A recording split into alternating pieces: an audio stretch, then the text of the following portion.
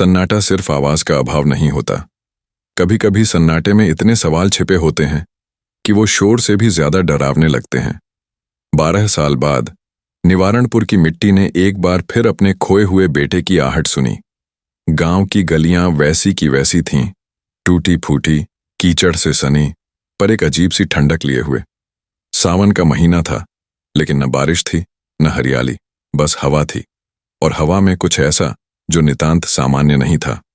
निवान चौधरी, 27 साल का युवक, अपने भारी बैग को कंधे पर डालकर टैक्सी से उतरा तो उसकी नजर सीधे गांव के प्राचीन मंदिर की ओर गई, जो उनके घर के पीछे ही था।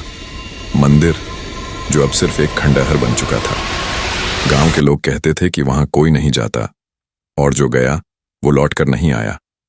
गाड़ी के धुएं में खोता हुआ उसका अतीत धीरे धीरे उसके सामने उतरने लगा।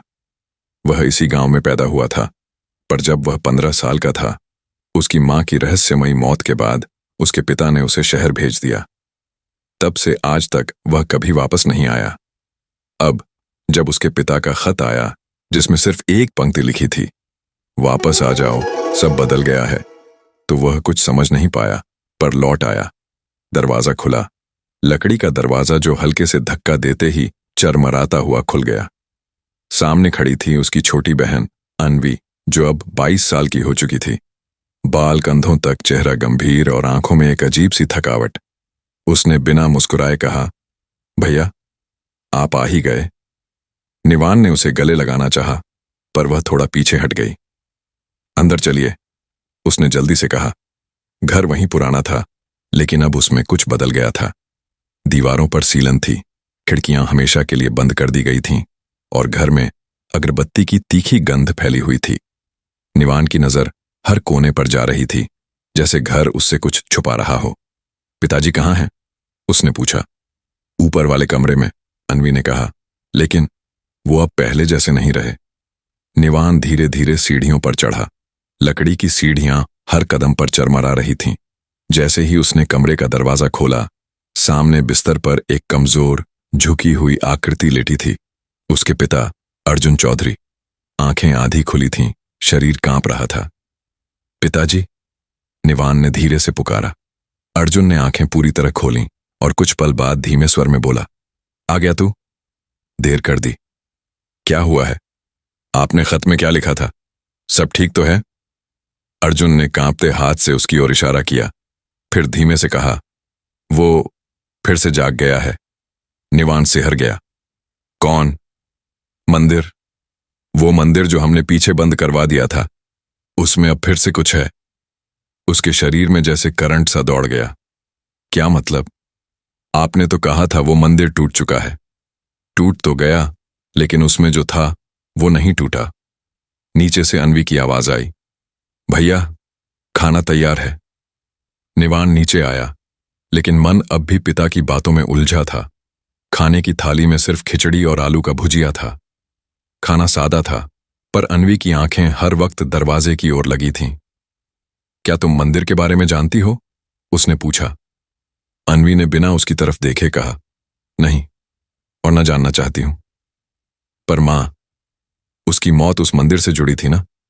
अन्वी का चम्मच गिर गया। उसकी आंखों में डर था, पर वो चुप रही। रात होते होते घर और भी अजीब लगने लगा। हर कोना जैसे किसी के होने का एहसास देता था। छत से पानी टपकने की आवाज, मंदिर से आती रहस्यमयी घंटियों की धीमी धीमी गूंज, और खिड़कियों से झांकता अंधकार, सब कुछ असहज था। निवान ने फैसला किया कि अगली सुबह वह मंदिर के पास जाएगा। उसे जानना था कि मां की मौत के पीछे क्या रहस्य था, और पिता अब क्या छुपा रहे थे। रात के लगभग 2 बजे नींद में अचानक उसकी आंख खुल गई। खिड़की से बाहर झांकते ही उसने देखा मंदिर के दरवाजे खुले थे, और वहां कोई था, एक साया, जो धीरे धीरे मंदिर के अंदर जा रहा था। पर उसके पैरों की छाया जमीन पर नहीं पड़ रही थी। उसका गला सूख गया। उसने जल्दी से खिड़की बंद कर दी और कंबल ओढ़कर लेट गया। पर डर कंबल से नहीं भागता। सुबह होते ही वह मंदिर की ओर बढ़ा। अन्वी ने रोकने की कोशिश की, लेकिन वह नहीं रुका। मंदिर अब जर्जर हो चुका था। चारों ओर झाड़ियां उग आई थीं और दीवारों पर काले निशान थे। जैसे आग के। अंदर प्रवेश करते ही उसे अजीब सी गंध महसूस हुई, जैसे कुछ सड़ा हुआ हो, पर साथ ही कोई गूढ़ मंत्रोच्चार की गूंज भी, जो कानों में सीधी नहीं जाती थी बल्कि दिमाग में घुसती थी। वहां एक टूटी मूर्ति थी, काल भैरव की, पर उसकी आंखें, उनमें अभी भी कोई चमक थी। और फिर अचानक किसी ने उसके कंधे पर हाथ रखा। वह चौंक कर पीछे मुड़ा।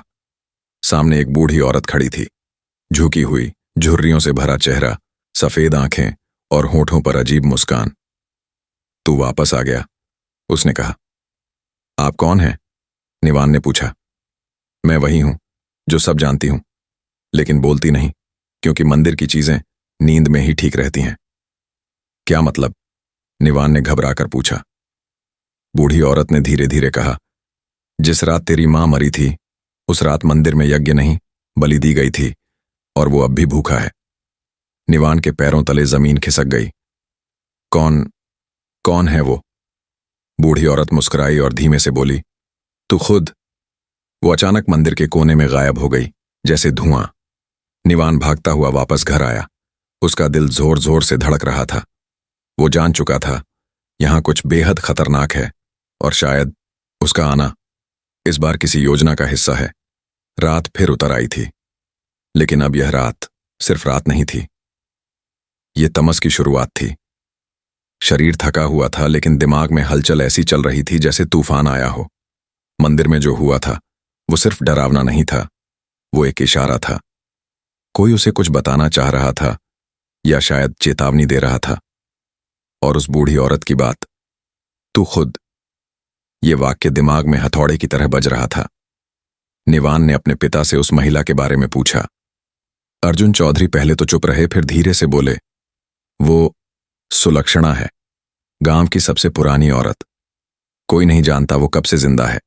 कहते हैं वो खुद उस काल भैरव मंदिर की देखभाल करती थी जब वो नया था। क्या? निवान चौंक गया। तो वो जानती है सब कुछ? बहुत कुछ जानती है, लेकिन वो किसी से नहीं कहती थी। जब तेरी मां मरी थी तभी वो मंदिर के बाहर बैठी थी, और तभी से मंदिर को बंद करवा दिया गया। लेकिन उस रात क्या हुआ था? निवान की आवाज गहरी हो गई। अर्जुन ने आंखें बंद कर लीं। उनके चेहरे पर डर साफ दिख रहा था। तेरी मां को सपने आने लगे थे, उन्होंने कहा। वो कहती थी, मंदिर से कोई उसे पुकारता है। हम समझते थे बस मानसिक थकान होगी, लेकिन एक रात वो उठी और मंदिर की ओर चली गई, और फिर कमरे में सन्नाटा फैल गया। अनवी दरवाजे पर खड़ी थी। उसकी आंखों में आंसू थे, लेकिन वो चुप रही। उस रात न जाने क्यों निवान को नींद नहीं आई। वो बाहर बरामदे में बैठा रहा, और देखते देखते हवा में फिर वही अजीब सी सरसराहट महसूस होने लगी। मंदिर की दिशा में कुछ हलचल हो रही थी। उसने देखा, किसी की परछाई झाड़ियों में जाती हुई दिख रही थी। इस बार वो डर कर नहीं भागा, बल्कि अपने मोबाइल की टॉर्च जलाकर धीरे धीरे उस ओर बढ़ा। रास्ते में झाड़ियां इतनी घनी थीं कि टॉर्च की रोशनी भी मुश्किल से गुजर रही थी। पेड़ों की शाखाएं अजीब तरीके से हिल रही थीं, जैसे हवा नहीं बल्कि कोई उन्हें अपने हाथों से हिला रहा हो। अचानक पीछे से किसी ने उसका नाम पुकारा, निवान। वो पलटा, कोई नहीं था। फिर आवाज आई, मुझे पहचान, मैं वही हूं जो तुझ में बसी है। उसका दिल जोर जोर से धड़कने लगा। उसने मोबाइल से मंदिर की ओर रोशनी डाली, लेकिन मंदिर वहां नहीं था। उसकी जगह एक गहरी खाई थी।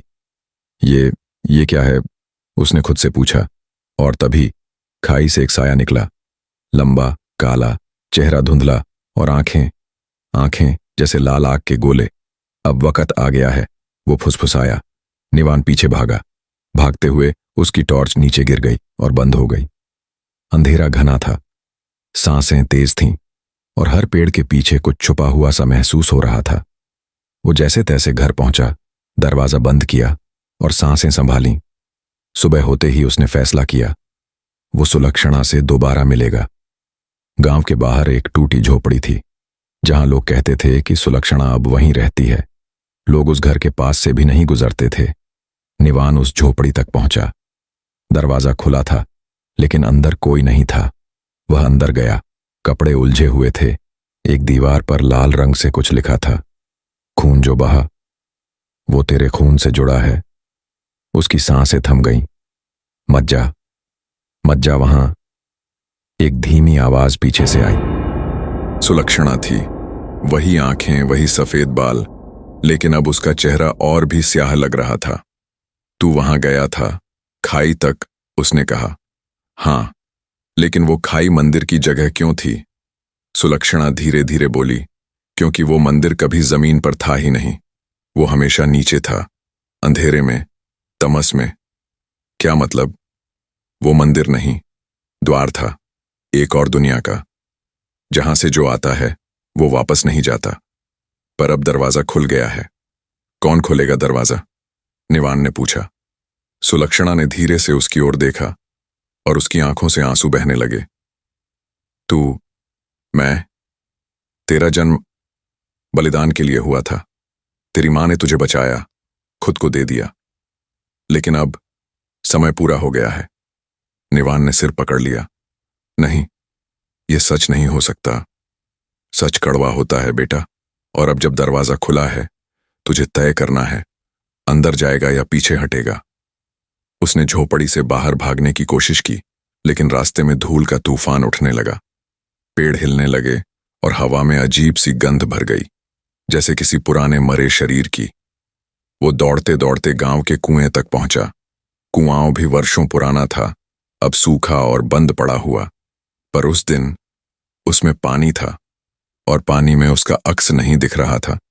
उसने कुएं में झांका। किसी की आंखें झांक रही थीं। किसी ने नीचे से हाथ बढ़ाया और धीरे से कहा, वक्त आ गया है पुत्र।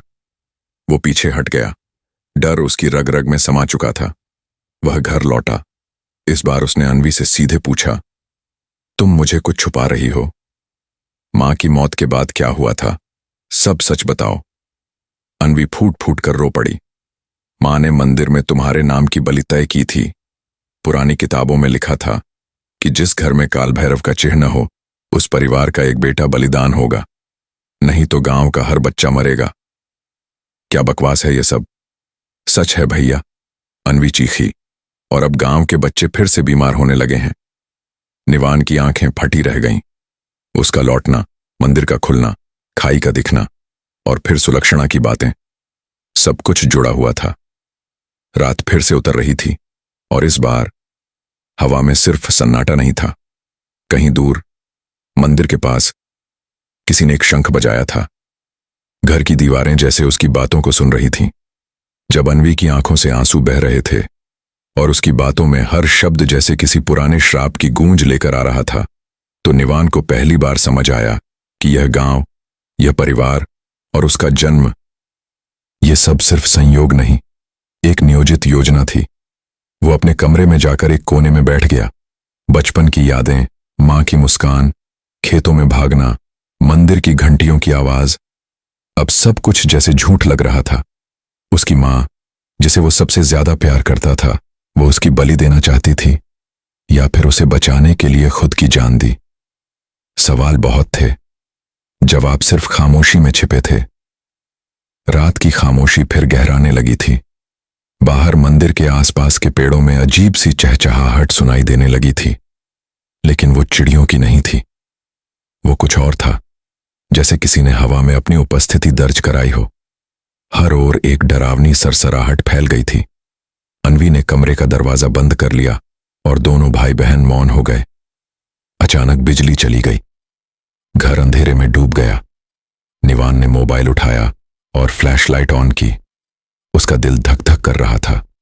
दरवाजे के पार कुछ आहटें सुनाई दे रही थीं, जैसे कोई बहुत धीमे धीमे फर्श पर नंगे पांव चल रहा हो। लकड़ी की चटखटाहट और कमरे की दीवारों पर छायाएं नाचने लगीं। फिर एक धीमी आवाज आई, निवान। उसने दरवाजा खोलना चाहा, पर अन्वी ने उसका हाथ पकड़ लिया। भैया मत खोलो, वो तुम्हें लेने आया है। कौन? उसने पूछा। जिसके नाम पर तुम्हारा जन्म हुआ, नीवा, वही राक्षस जो तमस का रक्षक है। निवान डर से कांप उठा। ये सब पौराणिक कहानियां हैं अन्वी, असली नहीं। अन्वी ने अपनी कलाई से बंधी एक पुरानी काली डोरी खोली और बोली, तुम्हें याद है मां ने ये मुझे दी थी? उसने कहा था कि जब नीवा जागेगा ये डोरी तुम्हें बचाएगी, इसे अपने पास रखो। निवान ने डोरी थामी ही थी कि अचानक एक जोरदार झटका लगा। घर की खिड़कियां अपने आप खुल गईं और बाहर से एक तेज हवाओं का तूफान अंदर घुस आया। ऐसा लगा जैसे कोई अदृश्य ताकत पूरे घर को झकझोर रही हो। फिर मंदिर की घंटियों की आवाज आई, पर इस बार वो घंटियां नहीं, जैसे किसी दर्द भरी चीख में बदल गई थीं। निवान ने भागकर खिड़की बंद करने की कोशिश की, पर बाहर जो दिखा उसने उसके पैरों से जमीन खींच ली। वहां मंदिर नहीं था, उसकी जगह एक गहरी दरार थी जो जमीन को चीरती हुई उसके घर की ओर बढ़ रही थी। वो दरवाजा खोल रहा है, अन्वी चिल्लाई। मां ने उसे बंद किया था, पर अब वो वापस आ रहा है। पर यह कैसे हो सकता है? ये सब कैसे जुड़ा है मुझसे? निवान ने चीखते हुए पूछा। क्योंकि मां उस वंश की आखिरी सादिका थी और तुम अगला वंशज हो। तभी दरवाजे पर जोर की दस्तक हुई। खोल दे निवान, मैं तेरा रक्षक हूं, तेरा अस्तित्व मेरा अंश है।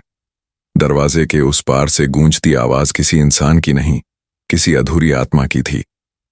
अन्वी ने निवान को एक तरफ खींच लिया। दोनों एक गुप्त सीढ़ी की ओर दौड़े जो घर के नीचे तहखाने की ओर जाती थी। ये सीढ़ियां कहां जाती हैं? निवान ने पूछा। मां ने बनवाई थी, कभी किसी को न बताना कहा था, अन्वी बोली। पर अब वो समय आ गया है। नीचे का कमरा ठंडा और अंधकारमय था। एक छोटी सी तेल की लालटेन जलाई गई। कमरे की दीवारों पर कुछ अजीब प्रतीक बने हुए थे, त्रिकोण, नाक के आकार और एक आंख जो हर दिशा में बनी थी। एक पुरानी किताब, तांबे के पात्र और काले धागों से लिपटी कई वस्तुएं रखी थीं।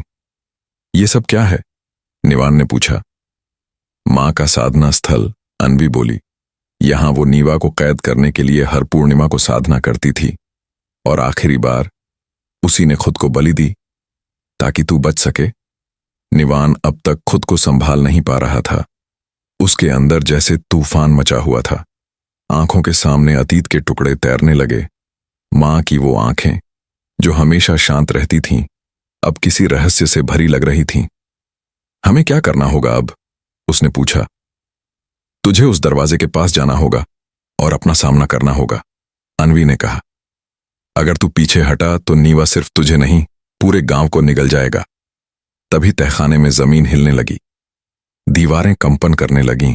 ऐसा लगा जैसे किसी ने जमीन के नीचे से दस्तक दी हो। फिर दीवार पर बनी एक आंख चमकने लगी। उसमें से लहू टपकने लगा। वो तुम्हें बुला रहा है, अन्वी बोली। क्या तुम मेरे साथ चलोगी? निवान ने पूछा। अन्वी ने उसका हाथ पकड़ा और बोली, मैं जहां तक साथ चल सकती हूं चलूंगी, पर वहां से आगे सिर्फ तुम जा सकते हो। दोनों तहखाने से बाहर निकले। आसमान लाल हो चुका था, जैसे आग का बादल छा गया हो। गांव की गलियां वीरान थीं और मंदिर की ओर जाने वाली पगडंडी अब पूरी तरह दरारों में बदल चुकी थी। वो उस दरार के किनारे पहुंचे। अब वो सिर्फ खाई नहीं थी, अब वो जीवित लग रही थी, सांस लेती हुई, गरजती हुई। फिर खाई से नीवा की आवाज आई, आजा पुत्र, वंश को पूर्ण कर। निवान ने जेब से मां की दी हुई डोरी निकाली और दिल थामकर खाई में उतर गया। हर कदम पर उसे लग रहा था कि उसके पैरों के नीचे जमीन नहीं, बल्कि कोई शरीर है, नर्म, ठंडा और सांस लेता हुआ। अंधकार इतना घना था कि टॉर्च की रोशनी भी निगल ली गई। तभी सामने एक दरवाजा दिखा, पुराना, लोहे का, जंग लगा हुआ। उस पर वही प्रतीक बने थे जो तहखाने में थे, और उसके ठीक सामने खड़ा था नीवा। लंबा, भयानक, बिना चेहरा, बस आंखें और काले धुएं से बना शरीर। तू आया और अब तू जाएगा मेरी दुनिया में, हमेशा के लिए। कौन हूं मैं? निवान ने हिम्मत करके पूछा। नीवा मुस्कुराया और उसकी आंखों से लाल धुआं निकला। तू वो है जो रुक गया था, जन्म नहीं लेना था, पर तेरी मां ने नियम तोड़ दिए। अब संतुलन बिगड़ा है, उसे पूरा करना है। अगर मैं पीछे हट गया तो गांव की हर आत्मा मुझे अर्पित होगी। निवान के सामने अब दो रास्ते थे, या तो वो अपना अस्तित्व खोकर उस दुनिया में चला जाए, या फिर किसी तरह उस दरवाजे को फिर से बंद करे। और तभी उसके कान में मां की आवाज आई, बहुत धीमे से, जैसे किसी कोने से आती हवा में बसी हो। मत डर, तू मेरा है, तेरे अंदर वही शक्ति है जिससे मैं लड़ी थी। उसने डोरी को कसकर पकड़ लिया और दरवाजे के सामने खड़ा हो गया। मैं बलिदान नहीं, उत्तराधिकारी हूं, उसने कहा। नीवा चिल्लाया। उसकी चीख से खाई कांप उठी। दरवाजे की ओर से रोशनी फूटने लगी। निवान ने डोरी को दरवाजे पर लपेट दिया और तभी तेज प्रकाश फूटा, जैसे सूरज खुद वहां प्रकट हुआ हो। नीवा चिल्लाता रहा और धीरे धीरे धुआं गायब होने लगा। खाई भरने लगी और आवाजें शांत होने लगीं। वो फिर वहीं था, गांव की जमीन पर, और मंदिर फिर से सामने खड़ा था, जर्जर लेकिन अब शांत। अन्वी भागती हुई आई और उसे गले लगा लिया। तू बच गया, वो रो पड़ी। शायद नहीं, निवान बोला। वो गया नहीं, बस सो गया है। आसमान अब साफ था, पर दूर कहीं एक घंटी फिर से बजी, बहुत धीमी, बहुत डरावनी। और शायद ये सिर्फ शुरुआत थी। गांव की हवा में एक अजीब सी शांति थी, जैसे बहुत समय बाद किसी ने कांपते हुए दिल को थोड़ी राहत दी हो। लेकिन यह शांति वैसी नहीं थी जो दिल को सुकून दे। यह वैसी शांति थी जो तूफान के ठीक पहले आती है, बिल्कुल चुप, बिल्कुल ठहरी हुई और भीतर तक डराने वाली।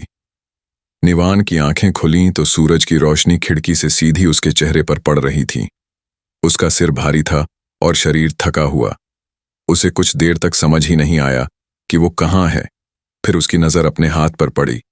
काली डोरी अब राख हो चुकी थी और उसे देखते ही कल रात की हर बात एक बार फिर उसकी आंखों के सामने घूमने लगी। नीवा, खाई, दरवाजा, मां की आवाज। वो उठा और बाहर आकर देखा।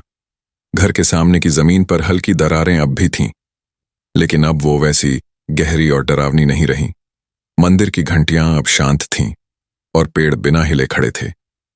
पर निवान जानता था कि सब कुछ खत्म नहीं हुआ। ये सिर्फ एक और शुरुआत थी। अन्वी रसोई में थी। उसके चेहरे पर थोड़ी थकावट, पर आंखों में सुकून की झलक थी। तू ठीक है? उसने निवान से पूछा। शरीर तो है, मन नहीं समझ पा रहा, उसने जवाब दिया। अन्वी चुप हो गई, फिर धीमे से बोली, मां कहती थी, सच्चा युद्ध तब शुरू होता है जब तू सोचता है कि तू जीत गया है। निवान ने एक गहरी सांस ली। नीवा गया नहीं है, वो बस पीछे हट गया है और वो फिर आएगा। हाँ, अन्वी बोली, लेकिन अब तू अकेला नहीं है। मैं भी जान चुकी हूं कि मां क्या बनना चाहती थी और अब शायद हमें साथ लड़ना होगा। तभी दरवाजे पर दस्तक हुई। निवान ने चौंक कर दरवाजा खोला। सामने गांव का सरपंच खड़ा था, शंकर बाबू, उम्र में 60 से ऊपर, आंखों में जिज्ञासा और चेहरे पर संदेह। बेटा, तुझसे बात करनी थी, उन्होंने कहा। आइए अंदर, निवान बोला। शंकर बाबू अंदर आए, चारों ओर देखा, फिर धीरे से बोले, गांव के बच्चे ठीक होने लगे हैं। जो बुखार 3 दिन से नहीं जा रहा था, वो एक रात में उतर गया। लेकिन क्या? अन्वी ने पूछा। लेकिन मंदिर के पीछे की जमीन में फिर से दरारें बनने लगी हैं और लोगों का कहना है कि रात के समय वहां से किसी औरत के रोने की आवाज आती है। निवान और अन्वी एक दूसरे को देख रहे थे। और एक और बात, सरपंच ने जेब से एक मुड़ा तुड़ा कागज निकाला। ये किसी ने मेरी दहलीज पर रखा है। देखो, कागज पर कुछ लिखा था। एक बलिदान अधूरा रहा है। वंश की राख में अब भी आग बाकी है। खून फिर मांगा जाएगा। कागज पर नीचे एक निशान बना था, 3 त्रिकोण एक दूसरे से जुड़े हुए। निवान सिहर उठा। यही निशान उसे उस रात खाई के दरवाजे पर भी दिखा था। आपने किसी को देखा क्या जो ये कागज छोड़ गया हो? उसने पूछा। नहीं, सरपंच बोले, पर मेरे कुत्ते ने पूरी रात भौंक भौंक कर गांव हिला दिया। ऐसा लगा जैसे कोई छाया छतों पर घूम रही थी। मुझे उस जगह जाना होगा, निवान बोला। नहीं भैया, अन्वी ने कहा, अभी नहीं। तुझे खुद को पूरी तरह तैयार करना होगा। और कितनी तैयारी? निवान चिल्लाया। मैं कब तक भागता रहूं? वो अगर वापस आ रहा है तो इस बार मैं उसे वहीं रोक दूंगा। तो अकेले नहीं जाओगे? एक आवाज आई। निवान ने पलट कर देखा। दरवाजे पर खड़ा था पंडित सत्यनारायण, गांव का बूढ़ा पुजारी जो पिछले कुछ वर्षों से मंदिर नहीं जाता था और किसी से ज्यादा नहीं मिलता था। पर अब वो वहां था, हाथ में एक मोटी पुरानी पोथी और चेहरे पर गंभीरता लिए। आप? निवान ने पूछा। तुम्हारे पिता और मां दोनों मुझसे सलाह लिया करते थे, पंडित बोले। और अब तुम्हारी बारी है। पंडित ने पुरानी पोथी खोली। उसमें सूखे पत्तों के बीच छिपी एक नक्शा था, मंदिर के नीचे बने किसी प्राचीन गलियारे का। मंदिर के नीचे एक और रास्ता है जो सीधे वहां जाता है जहां नीवा पहली बार प्रकट हुआ था। वहां एक पत्थर है, कालशिला। अगर तुम वहां तक पहुंचकर शिव बीज मंत्र का उच्चारण कर सको तो नीवा को फिर से बांधा जा सकता है। कितना वक्त लगेगा वहां पहुंचने में? शाम से पहले जाना होगा, पंडित बोले, क्योंकि सूर्य अस्त होने के बाद कालशिला की शक्ति कमजोर हो जाती है। तो चलिए, निवान बोला, आज ही चलते हैं। पंडित, अन्वी और निवान तीनों साथ मंदिर पहुंचे। मंदिर अब भी वैसा ही खंडहर दिख रहा था, लेकिन जैसे ही पंडित ने अपने हाथ में लाया त्रिशूल जमीन में ढंसा, एक गुप्त द्वार खुल गया। द्वार के अंदर अंधकार था। दीवारों पर सांपों की मूर्तियां उकेरी गई थीं। जैसे ही वे आगे बढ़े, हवा ठंडी होने लगी और फिर कुछ दूर जाने के बाद वे पहुंचे एक गुफा में, जहां बीचों बीच एक चट्टान थी, काली चिकनी, और उस पर वही त्रिकोण वाला चिन्ह। यही कालशिला है, पंडित बोले। तभी गुफा में कंपन हुआ। चारों ओर की दीवारों से धूल झड़ने लगी और एक बार फिर वही आवाज गूंजी, आ गया पुत्र। फिर से आया। कालशिला के पास एक काले धुएं की लकीर जमीन से निकलने लगी। उसमें से एक आकृति बनी, नीवा। पर इस बार वो अकेला नहीं था, उसके पीछे और भी साए थे, छोटे पतले, कांपते हुए। ये बच्चे हैं, अन्वी चीखी। गांव के बच्चे। नीवा हंसा और बोला, उनका जीवन अधूरा था, अब मेरा होगा। नहीं, निवान आगे बढ़ा। उसने पंडित से लिया, शिव बीज मंत्र बोलना शुरू किया। एयुम ह्रीं क्लीं नमः शिवाय, नीवा चिल्लाया। उसकी आकृति कांपने लगी। बच्चे छाया से बाहर निकलने लगे। गुफा हिल रही थी, पत्थर दरक रहे थे। निवान ने मंत्र दोहराया, यूएम ह्रीं क्लीं नमः शिवाय। नीवा पीछे हटने लगा। अचानक एक छाया सीधी अन्वी की ओर बढ़ी। निवान दौड़ा और अन्वी को ढाल बनकर बचाया, लेकिन उसी समय कालशिला पर उसकी हथेली लग गई और एक तीव्र प्रकाश फूटा। नीवा चीखा। उसकी आकृति फटने लगी। काला धुआं चारों ओर बिखर गया। फिर सन्नाटा। गुफा अब खाली थी। बच्चे बेहोश पड़े थे, लेकिन अब जिंदा। नीवा की कोई छाया नहीं थी। पंडित ने कहा, वो अब फिर से कैद हो गया है, लेकिन हमेशा के लिए नहीं। कब तक? निवान ने पूछा। जब तक वंश का कोई और उस शक्ति को जगा नहीं देता। वे सब वापस लौटे। गांव में लोग दरवाजों से बाहर आ गए थे। बच्चों को देखकर सब रोने लगे। चारों ओर खुशी और राहत थी, लेकिन निवान की नजर फिर मंदिर पर गई और उसने देखा, मंदिर के सबसे ऊपरी पत्थर पर अब भी एक त्रिकोण बना हुआ था। एक चेतावनी, एक शेष रहस्य। गांव में जैसे कोई बड़ा बोझ उतर गया हो। बच्चे ठीक हो गए थे, मंदिर फिर से शांत था और लोग वर्षों बाद मुस्कुराना सीख रहे थे। पर निवान के भीतर एक और ही हलचल चल रही थी। एक ऐसा डर जो बाहर से नहीं बल्कि अंदर से जन्म ले रहा था। वो मंदिर की सबसे ऊंची छत पर खड़ा था, जहां उसने उस त्रिकोण चिन्ह को देखा था। धूप सीधी उसकी आंखों में पड़ रही थी, लेकिन उसका ध्यान उस चिन्ह पर था जो अब भी वहां मौजूद था, गहरा, ताजा और बिल्कुल वैसा ही जैसे कल उकेरा गया हो। अन्वी उसके पास आई और बोली, सब ठीक हो गया लगता है ना भैया? निवान ने कोई जवाब नहीं दिया। उसकी आंखें अब भी उस चिन्ह पर टिकी थीं। तू कुछ बोल क्यों नहीं रहा? अन्वी ने धीरे से उसका हाथ पकड़ते हुए पूछा। वो बोला, क्या तुम्हें कभी ऐसा लगा है कि हम जो देख रहे हैं वो असली नहीं है? अन्वी चौंकी।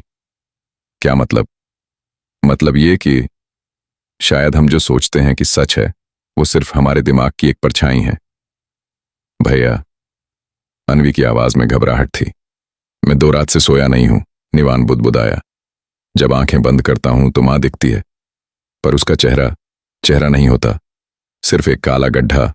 और वो बोलती है, तू अभी भी वहीं है। वहीं कहां? जहां नीवा था। अन्वी पीछे हटी। भैया, तू ठीक तो है? निवान उसकी ओर मुड़ा। उसकी आंखें लाल थीं गहरी, जैसे उसमें झांको तो खुद को खो बैठो। तूने कभी सोचा, अगर हम बाहर निकल आए तो नीवा कहाँ गया? हमने उसे बांध दिया, अन्वी बोली। नहीं, हम सोचते हैं कि हमने उसे बांधा, पर क्या हो अगर वह हमें बांध गया हो? अगर हम अब भी उसी गुफा में हैं, उसी कालशिला के सामने, और ये सब सिर्फ एक भ्रम हो। अन्वी कांप गई। भैया, तुम जो बोल रहे हो वो सच है। एक नई आवाज आई। दोनों पीछे मुड़े। वहां सुलक्षणा खड़ी थी। वही सफेद बाल, वही झुर्रियां, लेकिन इस बार उसके चेहरे पर मुस्कान नहीं थी। उसकी आंखों में एक गहरी उदासी और चेतावनी थी। नीवा को बांधना आसान नहीं, उसने कहा। वो सिर्फ शक्ति नहीं है, वो सोच है, और सोच को तुम जंजीर में नहीं बांध सकते। तो क्या हमने कुछ नहीं किया? अन्वी ने पूछा। तुमने सिर्फ दरवाजा बंद किया, पर जिस चाबी से वो दरवाजा खुला था वो अब भी तुम्हारे पास है। सुलक्षणा ने निवान की ओर इशारा किया। निवान ने जेब से वो राख निकाली जो उस काली डोरी की बची थी। उसे लग रहा था कि वो राख अब जल रही है, लेकिन वो जल नहीं रही थी, वो धड़क रही थी, जैसे उसमें जान हो। सुलक्षणा धीरे धीरे बोली, हर साधक को अपने भीतर उतरना पड़ता है। नीवा बाहर नहीं, अंदर है। निवान ने उसकी आंखों में देखा। उसे लगा जैसे वो खुद को देख रहा हो, उसी डर, उसी बेचैनी, उसी अंधकार में। मुझे अब सब समझ आ रहा है, निवान बोला। क्या? अन्वी ने पूछा। हमारा डर, हमारे सपने, हमारा अतीत, ये सब एक ही जगह से आते हैं, हमारे मन के गहरे कुएं से। नीवा वहीं रहता है। जब हम डरते हैं वो हंसता है, जब हम थकते हैं वो ताकतवर होता है, जब हम भूल जाते हैं वो जाग जाता है। उसने मंदिर के सामने की जमीन पर बैठकर आंखें बंद कर लीं, और तब सब शांत हो गया।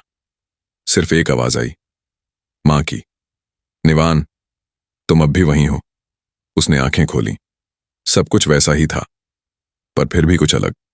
उसके हाथों पर अब कोई निशान था, 3 त्रिकोण, पर इस बार वो चमक रहा था। ये क्या है? अन्वी चौंकी।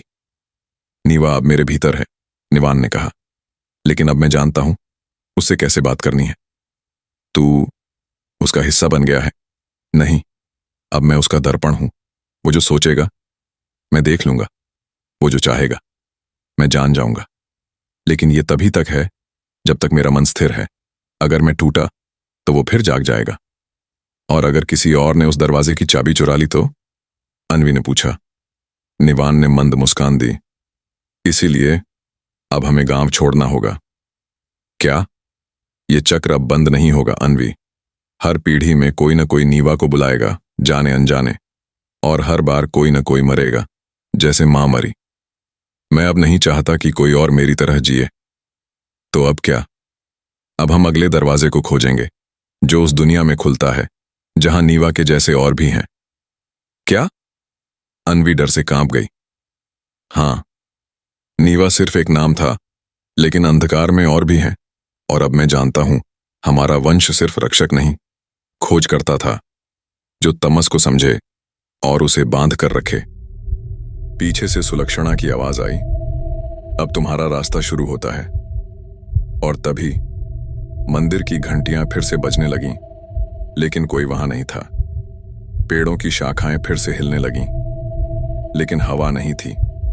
किसी ने कहीं से फुसफुसाकर कहा, अभी तो पहला पर्दा उठा है। निवान और अन्वी ने मंदिर की ओर देखा। ऊपर त्रिकोण का चिन्ह अब टूट चुका था, और उसके नीचे एक नया निशान बन गया था।